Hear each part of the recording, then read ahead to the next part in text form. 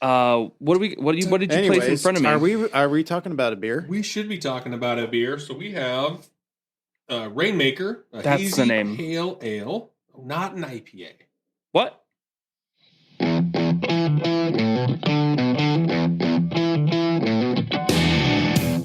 Welcome to another episode of the American Beer Review Podcast. Good times with good friends requires good beer. Lucky for us, we know how to pick all three. We're a group of friends who grew up in the Pacific Northwest, giving us a jump start on our craft beer journey. Join us today while Brian... I pride myself on not getting to know other people, so do not put that on me. Alec. So the bananas up until like the 60s were an entirely different species of banana. And Chad. It hit me like a wrecking ball. Review some beer, talk about beer topics, and whatever else comes up. We invite you to pour yourself a drink and hang out with us. Hazy Pale. It's a hazy pale. Still. Close. Yeah. But it's a hazy pale because what's the ABV on it? We just looked at that. I think this is why 4.8. I think this is what people are doing now is instead of calling it a session IPA because it like that framing just has not negative, people have you can't put the buzzword in. Well, and people are just taking that like session and thinking it means like, oh, there's not enough flavor or there's not enough whatever. That it seems like hazy pale is the way to basically be like, hey, a light IPA. Yes. And usually it's hazies that do this because I was just telling somebody about Junior from Structures Brewing is like a 4.8 hazy pale. And I'm like, You're going to get all the same body. You're going to get all the same flavor just with like 3/4 of the booze. I've tasted it. So this is from Torch Crown Brewing Company. We did say 4.8. They're out of New York City. Are they really? New York City. New York City. Yeah, this is Tabor drop. Yeah. And this one's been kicking around in the fridge for a minute. This came in with the Flavor Aid drop. This was going to be this was going to be a second recording at the NASCAR race beer. If we'd have like recorded the Friday night or done something. Yeah. Hence why it's like a 4 point. As I moved it closer to me, just as I was still looking at stuff, that's a really good aroma for it. Like it is citrus. It is like a little bit of smell of like kind of straight hops, like whichever one it is. Like you can kind of smell the actual hoppiness. It's kind of tropically. Yes, it very much is a little tropically. Oh man, yeah. I pulled up the map of where they're at. Like you're talking like Lower Manhattan. Really? Yeah. It doesn't say what hop they're using. When we've done a string of dark ales, saisons, Belgians. This is our first back to like a hazy / IPA. That's kind of a refreshing, tasty. There, it's. I'm fiddling with. I know you're messing me, throwing me off here. I'm screwing you up. I like that. I think like. Oh, here. Just a second. You keep talking. Okay. I'm going to dial this problem in. Cool. I think having it as like a hazy pale is a great thing. It seems good. Oh God, what are you doing to me? Okay. You're number 3. Thank you. I think it's because I sat forward a little more, so I'm probably throwing you off a bit. I have this. This is what if this is the Hammerschlagen if you put your own nail in, except for the podcast. Oh, you have to go to bed if you do your own? Oh, no, it's time to go to bed. Everyone's drunk. Oh, no, we drank too much. God, I forgot where I was. I got so distracted by it. The Hazy Pale, though, it's a way to still... It's kind of like one of our last recordings of the Dark Mild. Mm-hmm. You're getting solid flavors, solid, like, substance to the beer. Yeah. But not having to like, 7%, 7.2. Yeah. Like, this is a great version of it. It's a great, like, enjoyable, light drinking. I might, after a few, feel like... a little heavy? Yeah, just... Not in, like, alcohol or the body even. It's just a little... It's just, that's the style of beer. And it'd be interesting to try, like, a full 16 of this and while out and about, like, in the yard or doing something. But... for general flavor, this hits. clean. The aroma is wonderful. Like the color, it's a little light. It's a light, very cloudy, hazy. But it's a light color to it. And in my eyes, it's definitely a pale ale. It's not a session IPA in wolf's clothes. In sheep's clothes. That's how the parable goes there. Yeah, not in wolf's clothes. Yeah. Yeah, I'm a big fan of this Why one. not? Well, as our designated social media guy, Yeah. There is another can of this that you can take home. Oh, I'll gladly do that one. Yeah, you can keep your pickle beer and all. Yeah, that's on you. I pulled it up. I haven't done this before, but I pulled up I've never been to New York. Nope. And so, like, it's one of those things that, like, it's a big city. So you think about, like... It is kind of a large city. They're going to have all the same things that other cities do. But it's something kind of, like, funky and weird to me to think of a brewery... Downtown. In lower Manhattan. Yeah. You pull it up. Middle of an urban jungle. Yeah. So pulling it up, it looks like they have a kind of covered but outdoorsy. I don't know. This could be like right in the middle of COVID, but like bunch of tables outside on the street. And it's a smaller street that they're on. But I mean, you're not at the base of lower Manhattan, but like, I guess upper Manhattan. Oh, yeah. Like it's, they're full in there. So like, that's kind of a fun thing to think about. And that's, I think, what is one of those things that reminds me, we live near a big-ish city, but we're not in the city. No. There are breweries. There are breweries downtown. Like I was up there recently, and Pike Brewing is right in the heart of the market. Old Stove is down there. So you can be in the city. To me, it's one of those things that just shows like kind of the uniting factor of breweries and beer in that aspect, that like you go to tiny town, what were we talking about a few weeks ago? Battleground. Yep. And you got a tiny town with a brewery. You are in lower Manhattan, and it turns out you can still find a brewery, a neighborhood brewery and that kind of thing. So I that's, to me, it's just one of those things I like about beer and like that aspect of it. Well, and I don't know how long they've been around. Mm-hmm. I mean, they're hitting Tavor, they got distribution, whatever. They're a familiar name, but I don't know for sure. Yeah, I haven't had any of it. But I wonder, as office capacity increases with more and more of those jobs moving out of some of the larger cities, that frees up some space to do some other funky things, some other like kind of, how can we get creative with the space that's now available? Right. Yeah. Whether it's a brewery, a gastropub. Mm-hmm. All of the above. Yeah. Yeah, it could be. I'm so distracted. Chad just keeps messing. I cannot hear anybody now. Well, it's the goofy thing.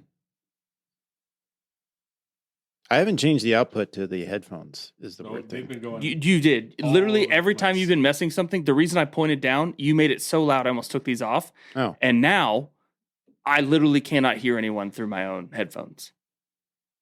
How about now? That's better. And I mean, it's such a pain. Are we back to brewery, or are we talking about headphones? The headphones. Yes. We're literally sitting 3 feet apart from each Yeah, other. Right. Because I can hear both of you outside of my headphones. Yeah. But I'm sitting here looking at like the little the squiggly lines. The levels. I'm done fiddling with it. Thank you. Get ourselves adjusted. Back to the beer. I had this question while we're drinking it. Yeah.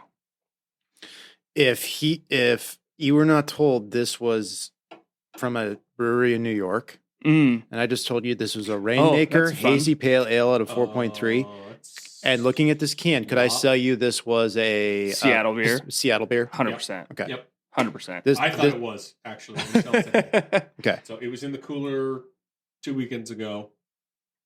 Right? 2 weekends ago? It's a long time ago now. A month or so ago at this point. But it was in the cooler. I assumed it was a Seattle beer. Yeah. I didn't look at who it was from. So not a knock on Torch Crown, I mean, for us, it's almost like it's a kudos. A little bit of a badge. You stuck in a West Coast. Because we've had for quite a few episodes, like somebody from the East Coast doing a West Coast IPA, and we're like, you didn't get it. But as a pale, hazies are East Coast though, so you got to give them that. Okay, yeah. But there was one that was it was called a West Coast IPA, and it wasn't quite there. Didn't have enough pine in it. But this as a hazy pale ale for a Northwest hops addicted palate, this is fantastic. Yeah, they call themselves Manhattan's Brewery, like claiming the island, built to serve the city. So good on them. I kind of want to look up. I feel like I know their name from. I'm guessing it'd be from the Brewbound podcast that's maybe interviewed them or talked to them. Like the name sounds familiar, but I've never had. Well, Torch and Crown is a play on, I'm assuming, Statue of Liberty.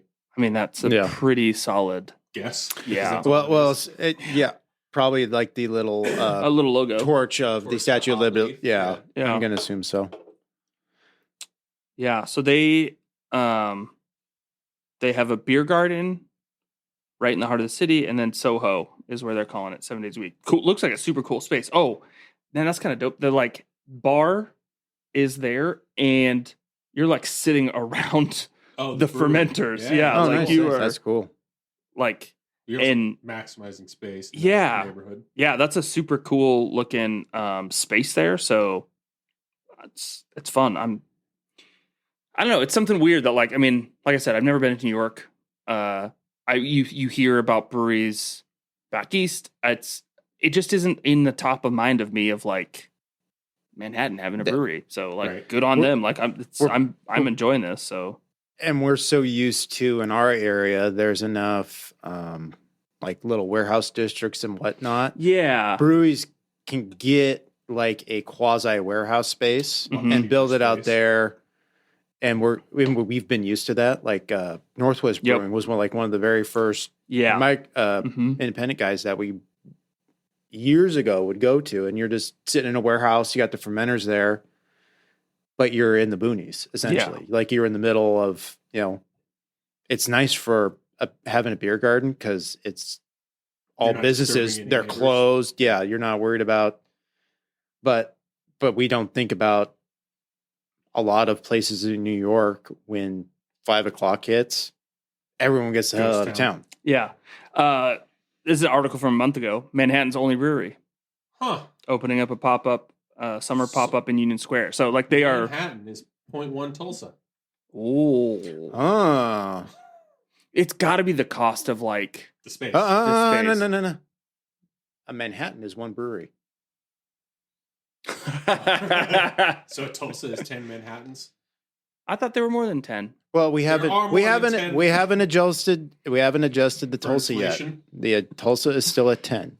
The Come Drink Beer and Tulsa website, I think, was at 16 or 18. Not quite ready to make the adjustment. Maybe on a future episode we'll do a Tulsa adjustment. Once I can get a beer from Tulsa, then that's when we can adjust it. Yeah. Sounds like they got a beer garden, and they're maybe doing also a pizza and dive bar. So this sounds like my kind of place, considering it's in Manhattan. So they can also probably do whatever they want if they are the only brewery in Manhattan, and it's going to stick. I mean, how mad the outdoor beer garden space looks pretty dope too. Like it's pretty fancy.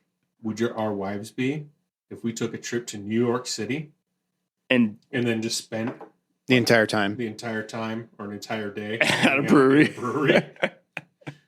But the things, the shopping, it's the only brewery. It's Manhattan's only brewery. Like, this is where we have to go. Here's some money for a taxi. We'll see you later. Yeah, I mean, it goes back to my earlier point. Like, they may only have one, but you can find one. Right. Like, you can get there. Like, I don't have to leave Manhattan to do it. It just adds one more thing to the list of stuff I need to do if I ever go to New York. Right. It's going to be go to the one brewery. Right. I mean, 100% I'd do it. Yeah. Like, I'm going to make sure of it, but... Even before tasting this, you would go to the one brewery. Oh, yeah, that's probably true. Yeah. That's probably but definitely making a point of it now. Yeah, 100%. Yeah. Outdoor beer garden, too? Like, let's go. Yeah. Frigid? As I finish up more of a drink. 100%. Yeah, this is... to me, this before you finished, anybody want the little itty bitty last? I already filled mine up again. I mean, I'm not going to say no. That's where it's landing for me. I would buy this and have it all the time. To that 4.8% with that flavor, the general like vibe and fun of it. I'm a big fan of it. Like we talked about this last episode with that dark mild. It's a great one to have as like, I can get me some flavor and I'm not like wrecking it. Yep. I think we were trying to say like this was in the cooler back at the race. Yep. Yeah. And this would have been perfect to do for like every 3 or 4 light domestics that we're doing is I throw one of these in, because that might have been tough in the full sun. And that would be a fun like I would do at least one. I would like to test it, but I feel like it'd be great in the shade break that I was taking. Or I know we talked about it back then, and the flavor was a great start to the morning. This wouldn't be a bad start to the morning either. Yeah. Like on an all day of like, get me a little flavor, a little like kind of little change up. Yeah, I would buy this. Take my Hippocratic oath and have an IPA as your first beer in the morning. Oh yeah. No. A pale ale. Oh, my Hippocratic oath. Yes. Oath. Yes. He said he wouldn't drink an IPA first thing in the morning on the day that he drink. Yeah, this is pale ale though, not an IPA. Yeah, so I would. It's like the I before E except after C and a bunch of other words in the English language. Cool. Yeah, that one. Yeah. Yep. No hard and fast rules there. I fridged this one as well. Mm-hmm. I didn't see, and maybe it's an East Coast, West Coast thing. West Coast is fiercely like independent. Beers. It doesn't say anything on here. Anything Washington, Oregon, even California, you tend to always see that independent brewery. So I don't know what they're. And my app to check no longer works. I used to have an app called Craft or Craft. And it was called Craft Check, I think. Okay. But I actually thought it was called Craft or Craft, but I don't see it anymore. But that app, and I don't know, but I can't imagine that the one single could be. Man, maybe they're just teasing us all, and all of a sudden this is like AB's. Yeah. Like, New York. I swear, if we find out, yeah. My guess is based on the labeling in the can. Yeah, no way. But no, they look like they're having way too much fun to be owned by the man. Yeah, independent. This is a fridger for me as well, for the exact same reasons. It's more flavor with the same ABV that you're looking for, and just a good change of pace. I could bounce back and forth between these and the last. Oh, yeah. Mm-hmm. Totally. Established in 2018. Okay. Small, newer, and independently owned craft brewery. Perfect. Well, cheers to you guys. Then. Something they did. They got a cease and desist, but don't worry about it. It happens to the best of us. You fridge this, Laura? All day. Right. All day. I would love to see this on the shelves, but that's a tough ask all the way from New York to here. Away, yeah. Once the USPS legislation comes through, baby, going. Let's get that done. I'll buy a case of this. All right. I'll buy this one. This is like that. This is the type if they come up with a flat rate box that'll fit 4 16s in it. For them, I would say like, let's spring for a little more and throw in some others. I for sure give me some of these, what else do they have? Hit me up with some of your others. How about a Teeners mix pack? Oh, I was just trying to explain to somebody what a Teeners is. Yes, I was trying not to confuse them. Please expound on that. So I called it for them a 12er of Teeners to try because that's a Super 12. Oh, I did it wrong. Yeah. No, I screwed them up and I did it wrong. You're right. I forgot.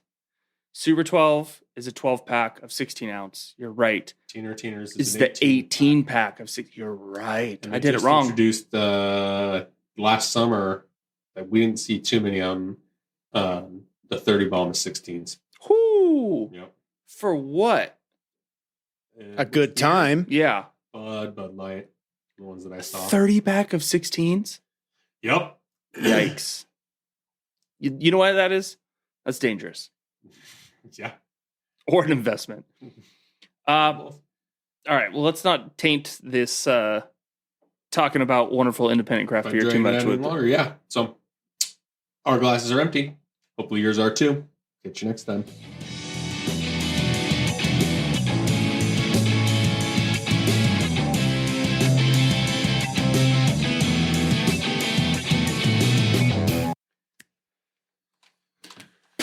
That's a good beer. That is good. That was an amazing beer. I totally thought that was like a Seattle beer. Yeah.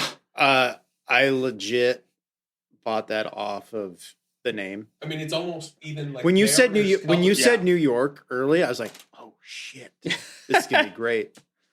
Yeah, that was fun. Like that was fantastic. It wasn't like it is a pale ale. Yeah, this is where they're at. Like this right in between Yeah, the brownstones.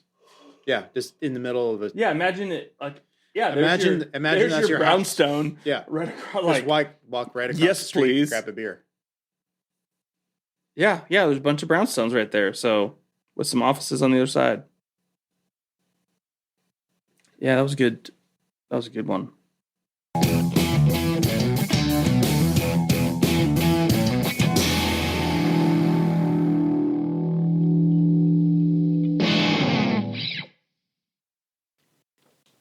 If you enjoyed what you just heard, like and subscribe, follow on social media at ABR Review, and tell a friend.